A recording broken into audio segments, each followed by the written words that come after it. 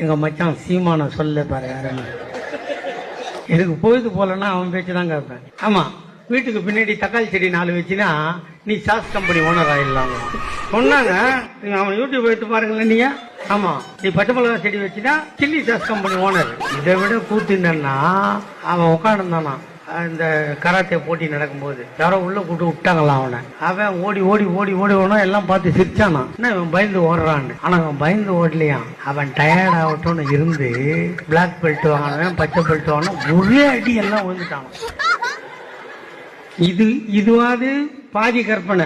இங்க இருந்து இலங்கைக்கு போயிட்டானா. பிரபாகரன் கூட உட்காந்துக்கிறானா. மான் கறி சாப்பிடுறியா முயல் கறி சாப்பிடுறியான்னு ஒரு கேட்டுக்கிறாராம். ஏன்னா ஒரு மான் கறி முயல் கறி வேட்டையாடுறது தானே 18 பேரோட காட்டுக்கு போனான் எங்க அண்ணன் பிரபாகரன். பாட்டு இருக்காராம். திடீர்னு தட தட தட ஒரே துப்பாக்கி சவுண்டான்.